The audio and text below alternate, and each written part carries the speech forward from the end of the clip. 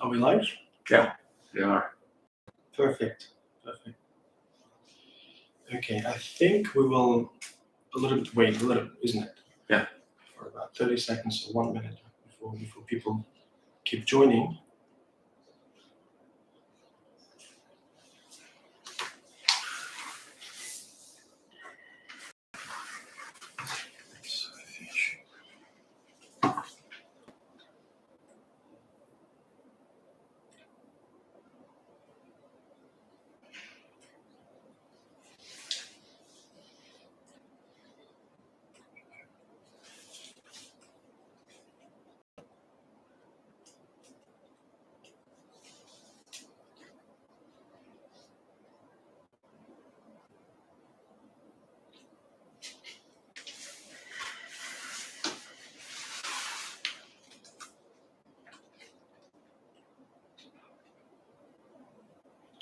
Do you think I can also open the live stream?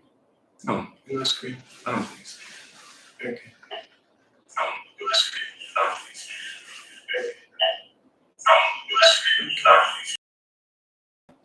So that was not a good idea. There'll be some technical issues there. Okay, we have already about 15 to 20 people. Okay. So how do I know if when people are start asking questions? I will notify you. Okay, perfect. Hello, everyone. I think we can get started. My name is Botir Gafurov. I'm the founder and managing director of Juru Energy. Quite few of you might already know me. Today's session is being run live, and it's being recorded as well. So you will be able to watch this session thereafter as well.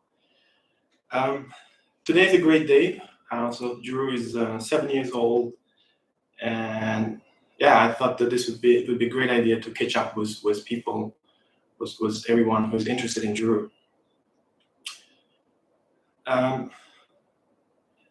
Roughly today's session we can split it into 3 sections. So I will tell you a little bit about myself, so that there are still a lot of people who may have not met me or do not know me and would like to get to know a little bit.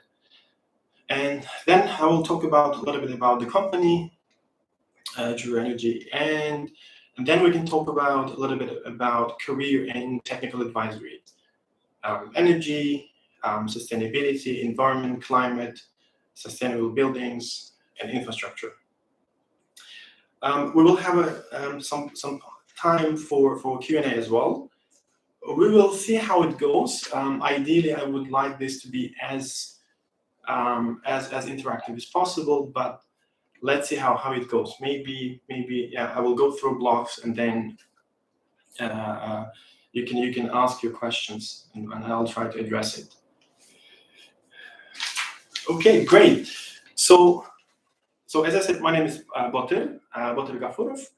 I am 40 years old this year, and I started Juru in 2015. That was, as you might by now know, it's 7 years ago.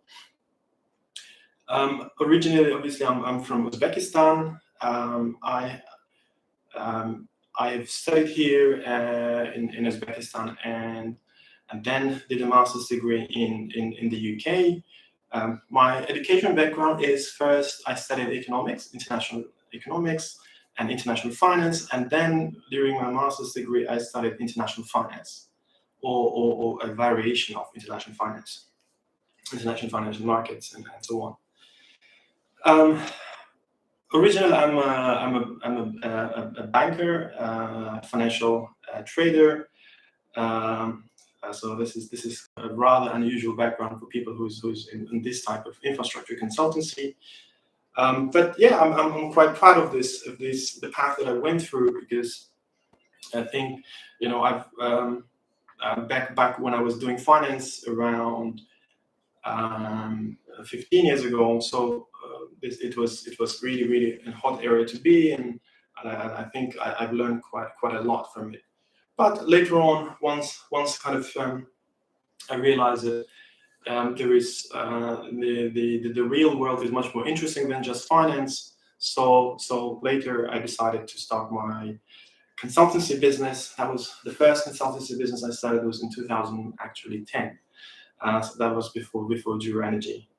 I was doing here there different types of consultancy involving different sectors, roads, oil and gas, electricity consultancy, and so on, energy consultancy, and around 2013, I started noticing that the renewable energy projects are becoming more and more in the market and around the world, and that really caught my interest in the field. So I started pursuing some projects in the energy field, and in 2015, so when I registered Juru, to be honest with you, I already had a sizable contract already. Although, yeah, I decided to register Juru on this date in 2015 in London, and then within a few months we did our first contract.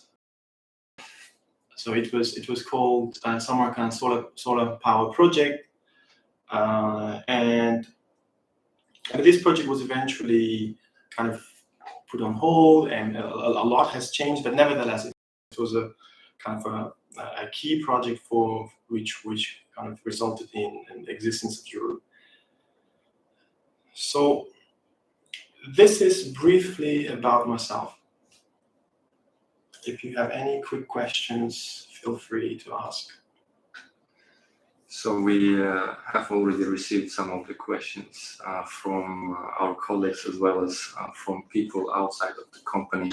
So the first question, I think it is more related to your personality, and it goes like this. What are your values as a leader, and how do you ensure these values are upheld by employees? Mm-hmm. Okay. Well, I think, as you kind of have more and more people working for you, I guess your values will evolve as well. So it's not something that kind of stays the same. Over years, what I learned is that number one, you need to trust your colleagues. So trust is really, really important. And the way it takes place is that it doesn't matter whether you have a very senior person or a very junior intern or graduate. If you put the trust, then they will follow you. So I would say trust is one of the key parts of my leadership. Second is empowerment. So I believe in empowering people. Especially the colleagues I work on. Again, it does not matter how old they are, how experienced they are, how inexperienced they are. People have to feel, at every level, people have to feel empowered. So let's just say, and these are a couple of really, really important part of my leadership. Okay.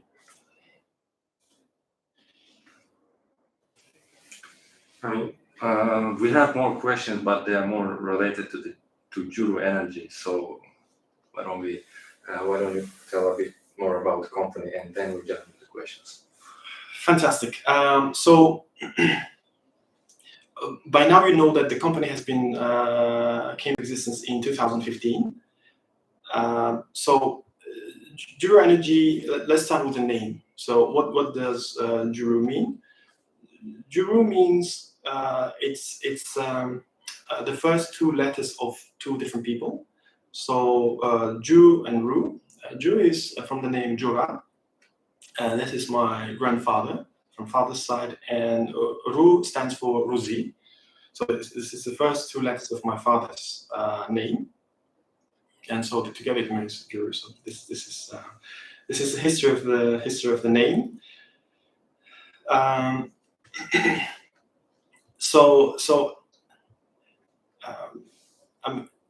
As of now, we employ about 70 full-time staff. and mostly based in Uzbekistan, but not only. So we have staff based in Kazakhstan as well. We have staff based in Kyrgyzstan. We have staff based in Tajikistan, and obviously we have a network of people around the region. Early years, the company, we have probably been more adventurous than now, in the sense that the first 3-4 years of the company, we pursued projects in, I don't know, maybe 20 countries or 30 countries. So I have a very, very long list of countries as far as Pacific Islands, like Marshall Islands and Solomon Islands and so on. So we have been quite adventurous in terms of the geographic cover early on. Later, when Uzbekistan markets started becoming more interesting, I realized, okay, we need to probably focus in where we have an advantage. So since 2018, and especially since 2019, we decided to focus on Central Asia mostly and Caucasus. So early years it was a little bit like that, and also we did, up to 2019 we had around this time we had 8 people. So for the last in the past 3 years we have grown around 7 or 8 times just in the past 3 years. Early on we started mostly as a renewable energy and power systems consultancy, but as the time passed, we started kind of to broadening our horizon in terms of the disciplines, in terms of the expertise we have. So at the moment we have 3 key business units, and we call it, first is consultancy. Second business unit, we call it engineering. Third business unit, we call it sustainability business unit. So what is the difference? Within consultancy, we provide more policy-driven advisory services, economics, policy, regulatory-driven consultancy services in relation to the energy sector, energy markets, sustainability markets, climate change, urban development, and so on. So this everything related to developing essentially new areas within in these geographies where we are active in. Within engineering, so engineering business is roughly divided into 2. So you can, according to core expertise, it's engineering consultancy and engineering design. So within consultancy, we do pre-feasibility studies, maybe even some market studies, power system studies. We might do feasibility studies. We might help prepare for tenders. We might conduct tenders. So this is what we call engineering consultancy. Engineering design means, as the name suggests, so this more involves performing detailed design of our projects. In terms of technologies, it's roughly kind of 2 key technologies. So one is energy, heat, what we call it heat and power generation. So this involves thermal power plants, gas-fired thermal power plants. This may be wind projects, solar projects, and so on. So this is roughly, we've done a lot of solar projects, quite a few wind projects, a number of thermal projects as well. So this is what makes, in terms of technology, a key part of our business. And then another part is what we call transmission distribution, or to be specific, power transmission and distribution. So as the name suggests, so it involves consultancy and engineering services for substations, transmission lines, some smart grid concepts, and so some digitalization efforts within these sectors, and so on. Third business unit is what we call sustainability. So we used to have a team called Environment and Social Team. So now this team since in the past 1 year, this team has done extremely well, and we decided that we want to make a dedicated business unit from it, and then named it as sustainability.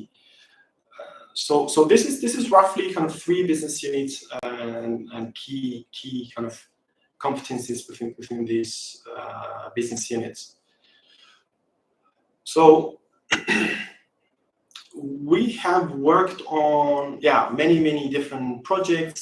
So far we worked on in 9 different countries. So we worked in every country in Central Asia, including Afghanistan, particularly before Taliban. We worked in Turkmenistan, we worked in Kazakhstan, and Tajikistan, Kyrgyzstan, and obviously we do a lot of projects in Uzbekistan. And also, we've worked in Azerbaijan. We're still working in Azerbaijan, and there, a couple of in some countries we worked early years, places like Cambodia, Maldives. Although at this stage we're not so active in those parts of the world. So this is I think this is briefly. I don't want to kind of keep going. I think this is briefly about Juru. So we have one more question that is more related to our core business and ongoing activities. External question goes: how exactly did you determine that you would be engaged in the fuel and energy sector? In the fuel and energy sector. Fuel and energy. Okay.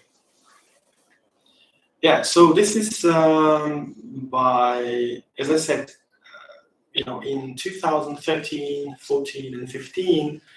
At that time, it became obvious to me that the energy sector will be much more in fashion going forward.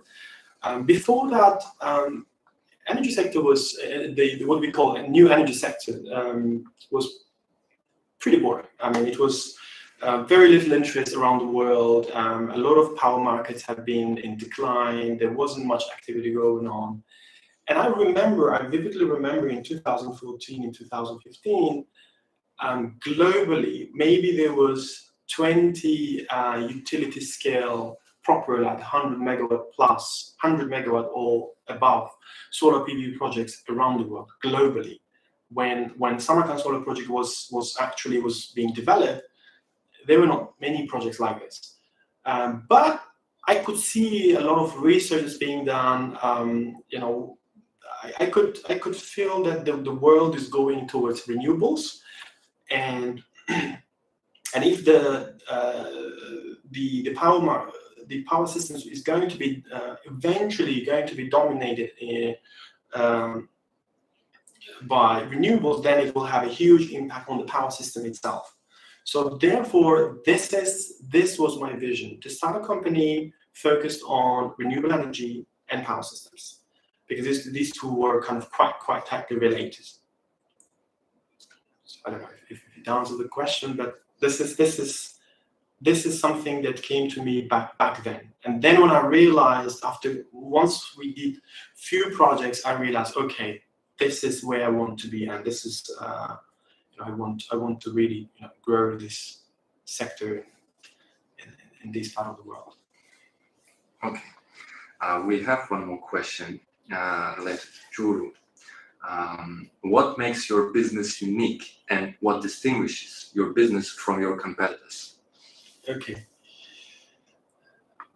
Well, I think,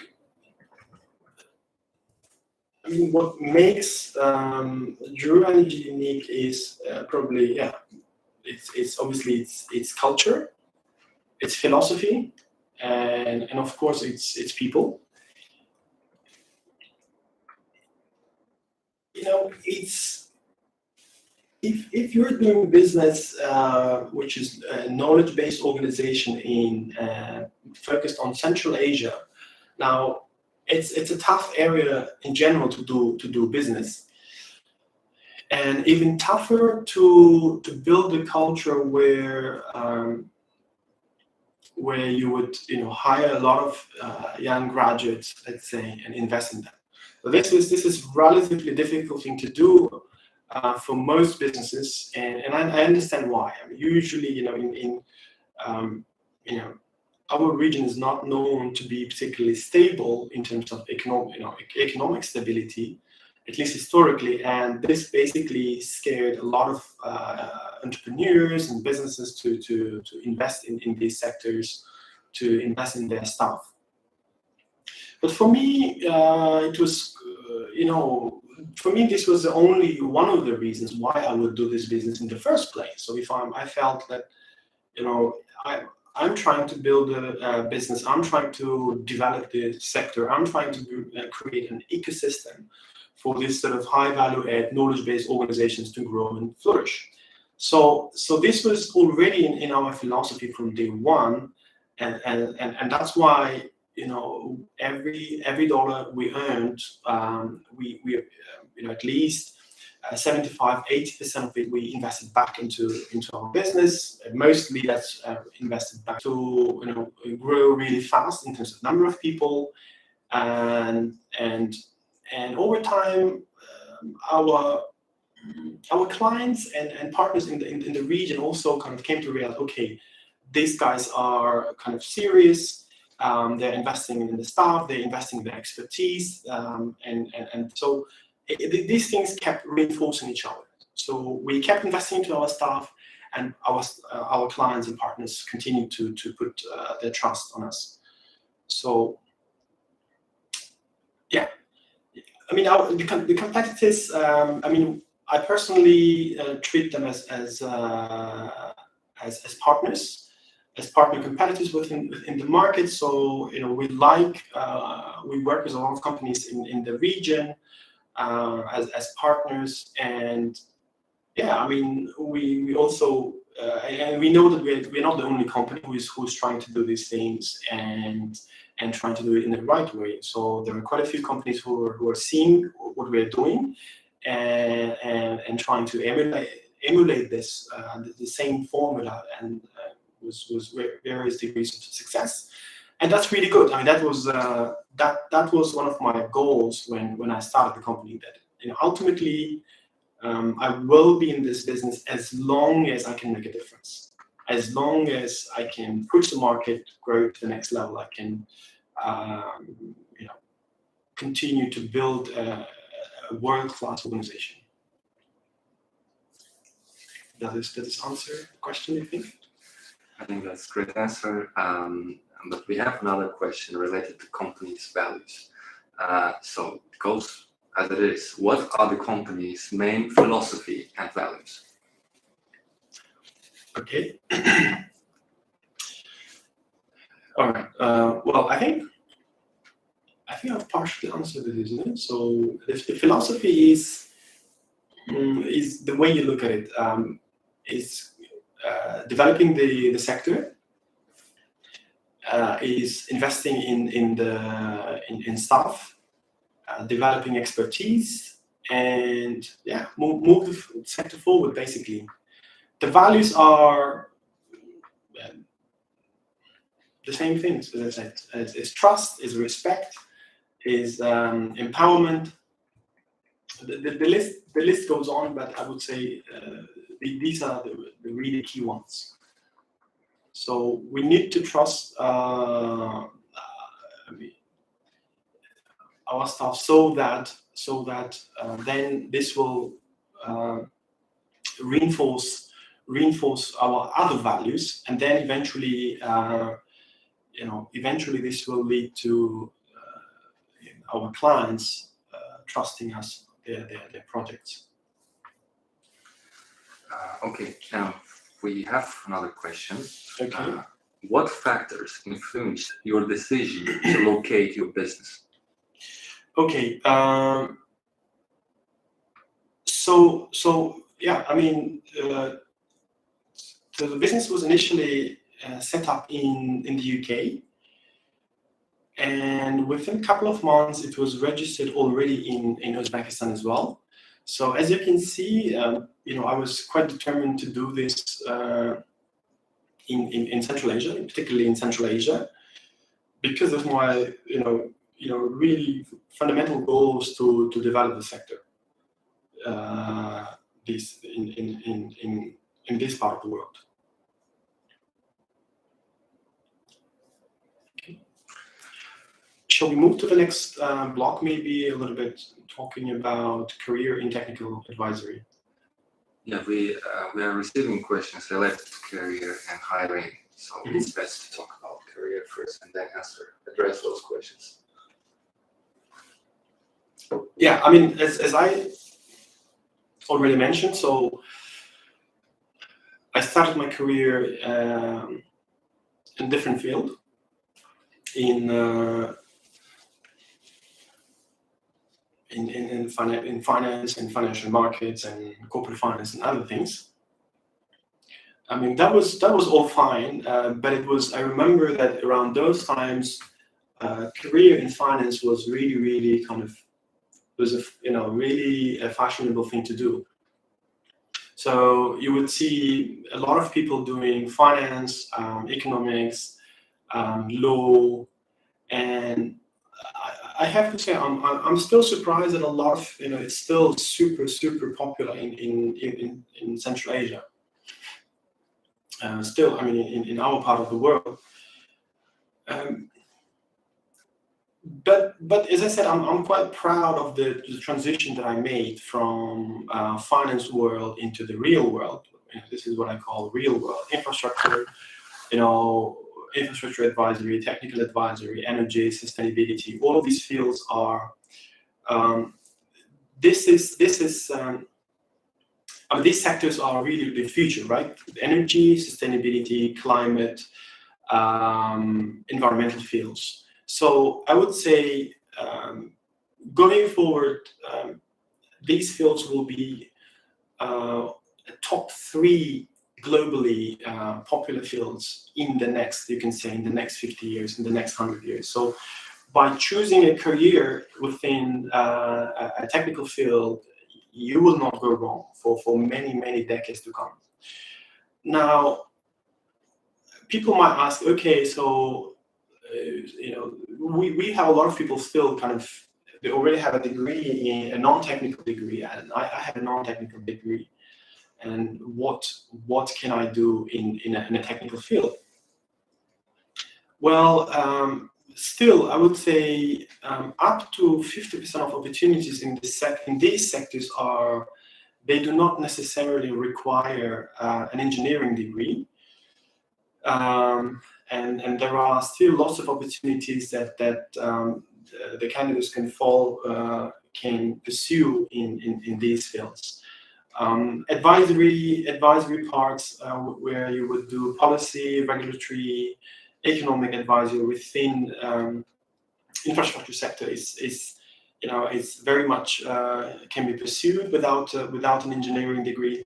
But of course, if you have an engineering degree, your horizon is much wider. So you can choose whatever you want. If you have an engineering degree, or if you have an environmental degree, if you have a degree in geography, biology, chemistry, of course, your horizon to pursue career in these areas is really vast, and I really encourage you to learn about opportunities in these sectors. In Central Asia, one thing which is slightly unfortunate, and that's something that I'm personally trying to change, is a culture of where people historically focus on social science and humanities rather than science and engineering. So I'm really keen for this to happen, for this transition to happen, so that more and more graduates choose technical engineering and science as their preferred subject to study and later on to work. But if you have already have a degree in a non-technical area, I believe it's still not too late. You can still make a list of companies in the region that are active in this region, doing this work, conducting its business in consultancy, in engineering, in construction area business, I think it still might be great to work for these companies in this part of the world, to gain some experience. And once we have 3, 4 to 5 years of experience, it's then relatively then easy for you to make your next career move, right? So if you start, let's say, your career in, let's say, in a construction field, and in a construction project or business somewhere in the region, let's say after 2 to 3 years, you can already look in let's say, consultancy opportunities or engineering opportunities. Or you can start as as a design engineer for working for, if you have a technical background, you can work in the, as a design engineer, and slightly after 2 to 3 years of career, you can pursue. You can then, it will be easier to pursue a career in consultancy. Consultancy among these fields is slightly kind of demanding among all. Because within consultancy, you need to be not only kind of technically proficient or proficient in specific discipline, but also you need to have certain, let's say, soft skills which allow you to understand the client need and have certain analytical capabilities, and then being able to come back with some sort of sound solution to specific technical challenges that the clients are facing. So the consultancy tends to be slightly slightly more demanding in that respect. I'm not saying that engineering is easier, by no means, but it's just that consultancies tends to have slightly broader skill set. Maybe not super deep, but slightly broader skill set. So yes, one of the key, let's say, one of the questions I often get. Okay, so what sort of for people who are trying to considering working for Juru, what do we look at? So roughly, the way our assessment process works is we look at 3 things. So number 1 is we look at your professional capabilities. Professional means is not necessary. It does not necessarily mean experience. So we look at some of the ingredients: your aptitude, we look at your academic background, but we look at your interests. We look at your ability to learn, a little bit market knowledge, maybe things like that. Number 2, what we look at is your personal qualities. We're really interested to understand who you are as a person. What are your interests? What are your goals? What are your plans? How do you work in a team? So these are the kind of second key criteria we look at. So number 1 is let's say professional qualities. Number 2 is personal qualities, and then number 3 we look at commitment. By commitment, we really want to understand whether you're first of all committed to the sector sectors that we are active in. Number 2, we want to understand whether you really understand what it means to work for Juru, and are you committed to be around. And number 3, general, whether you're prepared to spend 4 to 5 years when you come to Juru. It's what we face at Juru is that we understand that it's in the field that we are active in, there are very few ready specialists. So what happens is, even as after let's say you come back, you come from a university, and we understand that most likely at university you've not been prepared for this type of job. And so we really have to start from zero and have to invest in you for several years, sometimes before you can be really useful. So therefore, for us, it makes, it only makes sense to hire somebody who really wants to be around for at least between 4 to 5 years. Of course, there are lots of opportunities within the company. We have so I believe we have opportunities at every level, and you can go really far at this organization. As I said, we really like to empower our staff, and that means that our staff will have lots of opportunities to learn, to grow, and have a fantastic career at Juru. And also, because our philosophy is around really serving our communities and the region, so it's kind of goes, you will have an opportunity to serve your region as well, whether it's Uzbekistan, it's Kazakhstan, or Kyrgyzstan and Tajikistan, and so on. So this is briefly about the career opportunities within the technical field. One of the attendees wishing Juru all the best in the years to come, and asking, what are your plans of expansion in the near future? Okay, very good. Let me remind that we have around 10 minutes to finish this. I hope we'll be able to do it on time, but if it is not, then yeah, we will see. Let's try to kind of to go through several questions and hopefully to finish it on time. Okay, expansion plans are well. First of all, as I said early on, we're growing really fast. So in the past 3 years alone, we've grown from around this time 3 years ago we were 8 people. Now about 70 people. So this is it's an exceptional growth by any means. And you probably noticed, as I said, that we started as a renewable energy and power systems consultancy, now covering a lot more. So we are doing. So we are working in. We have a let's say we have early on we did not have an engineering design practice, and now we have quite a large team of design engineers working for us.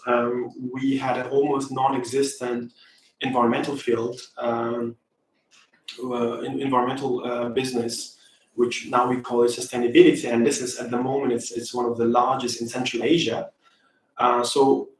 And this should give you a bit of glimpse of where we are going, right? So going forward, Juru Energy will be more diversified in terms of sectors. So we will be extremely strong in the energy field. We will be extremely strong in the sustainability field, but I'm really keen for us to invest in climate field as well, particularly climate adaptation mitigation. So climate advisory and various specific niche areas within climate and climate change, we expect to be very active.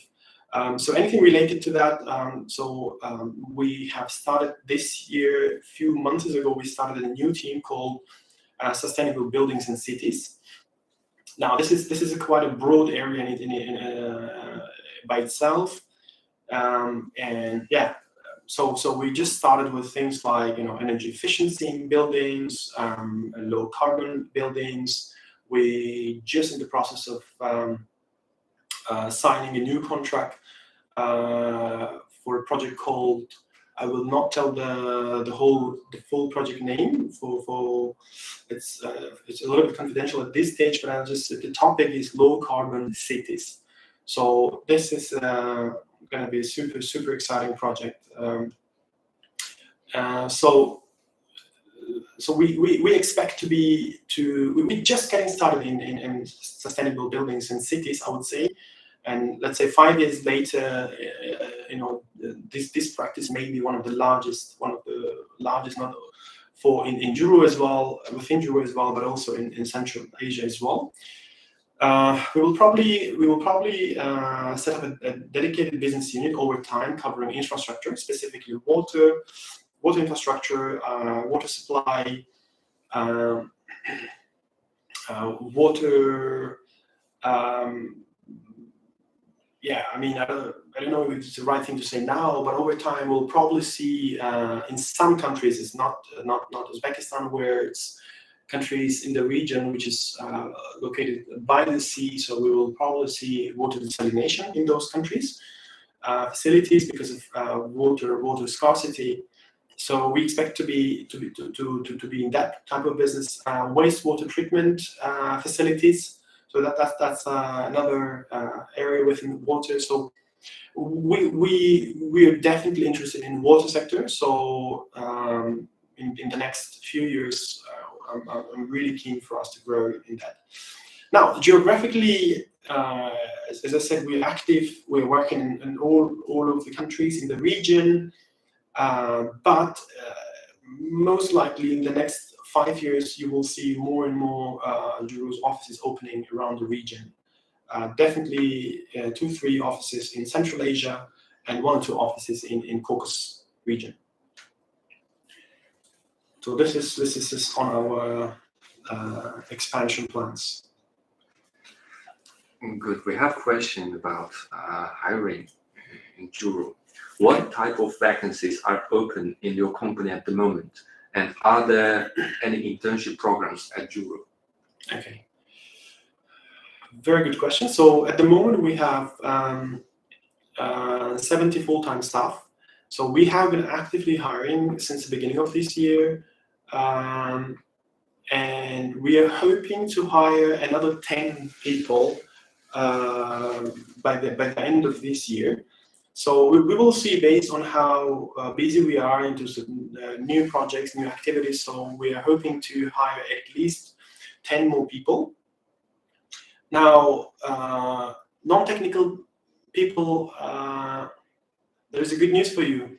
So we have quite a few non-technical, non-engineering vacancies in business development, in project management, in project development, in analytical fields.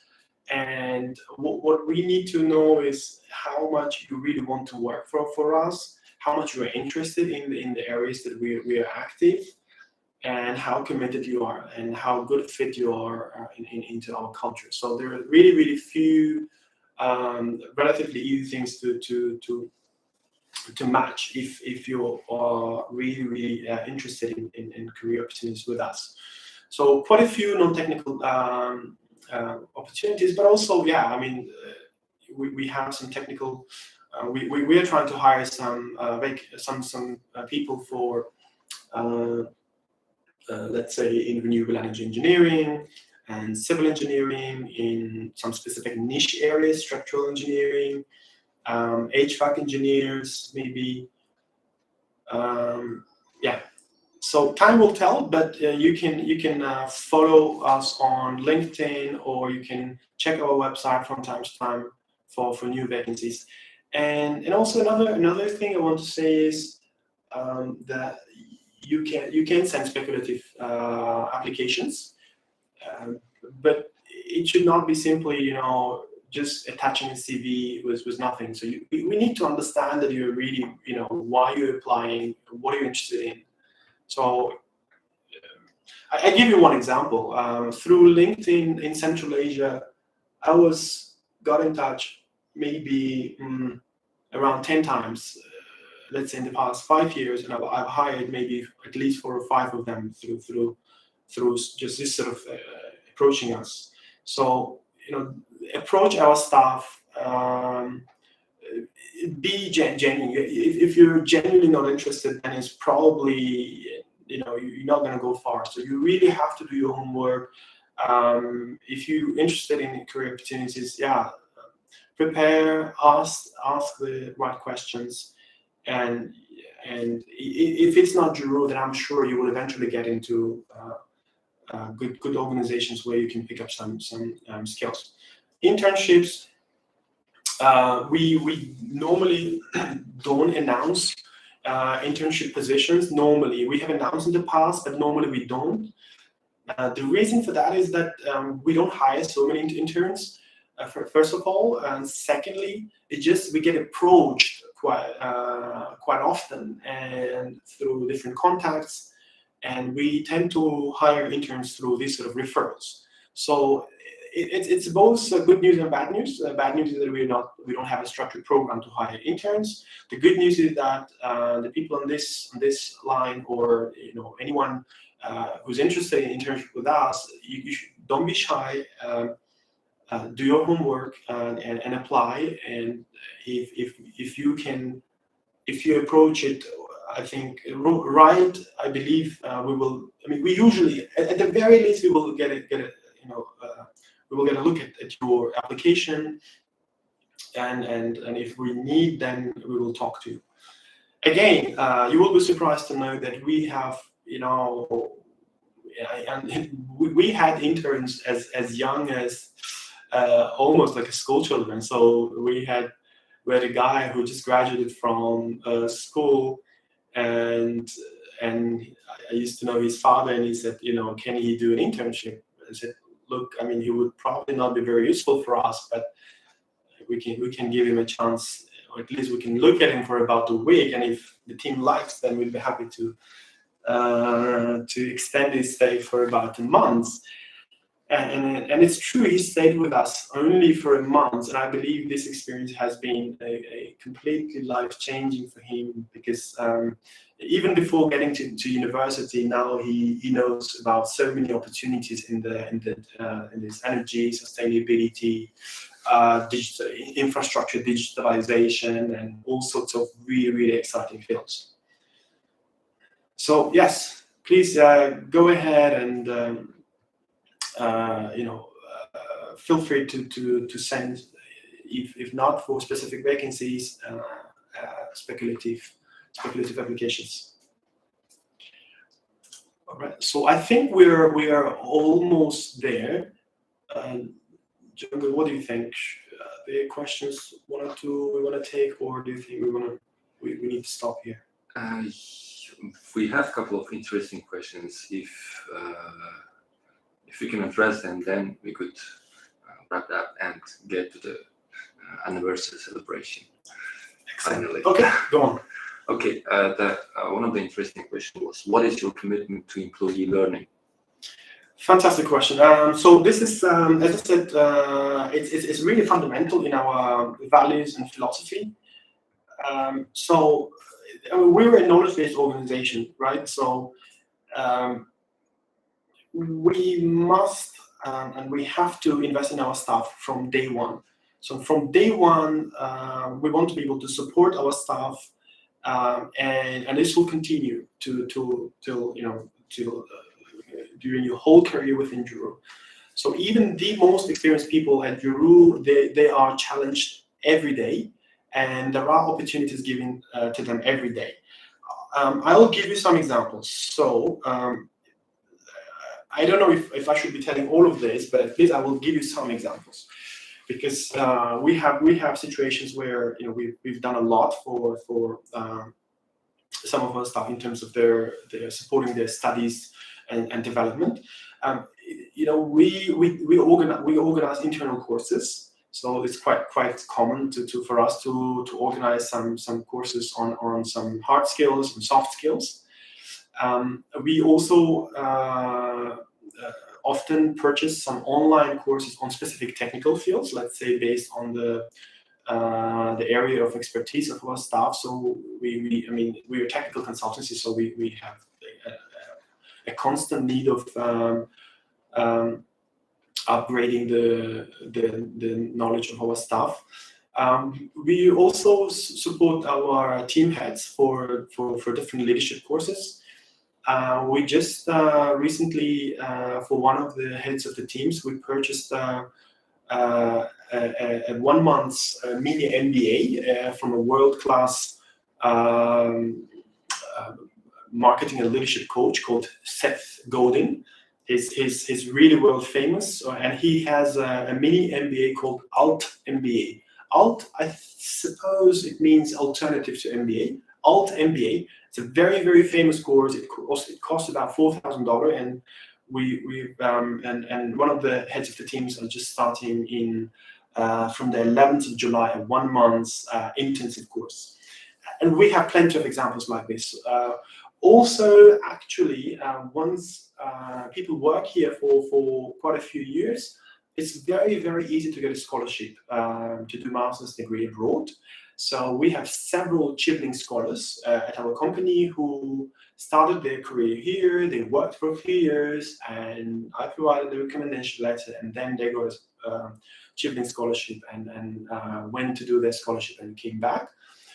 This year, one of they are the German government scholarship program. So one of our staff members won the scholarship. So there are to summarize, there are lots of opportunities for development, lots, often far more than you can handle. So there won't be any shortage of such opportunities. And also, if you want to do, let's say, master's degree down the line, it's very, very easy much easier than in most other fields to get scholarships for these master's degrees. Okay, let's take one question. Okay. It's hard to choose when we have so many interesting questions, but I guess one of the most interesting questions, which would be useful to get your advice for young people, is it possible for an entry-level specialist who just graduated university to enter consulting companies? Yes, we hire such people. Entry-level positions we announce quite often. It's a little bit more demanding. It's a little bit more, I won't say that you can, as I said, we announce such opportunities and you can pursue. But in general, entry-level candidates find it quite hard because it's just broad. It requires, you need to be, in general, kind of broader skill set. But it's possible. If you have maybe at your university, you have invested, you've done quite a few internships, a lot of extracurricular activities. Maybe you have a master's degree. Maybe you have, let's say, done some master thesis in a highly analytical topic, which is highly relevant to us. So if you have those kind of credentials, then it's possible to get and work for us. Okay, excellent. Thank you very much for your time, all, and I hope you enjoyed it. This session is recorded. I believe it will be available online very quickly, and feel free if you feel that others might benefit from this. My goal about doing this session is for, as I said, for people to a little bit update people about how the company is doing, about our plans. But most importantly, the reason for this session is for career candidates to convince you to pursue a career in a technical field. And if somehow some of you might end up at Juru, I'll be delighted to in the future. Thank you very much, and good luck in your future endeavors. Done?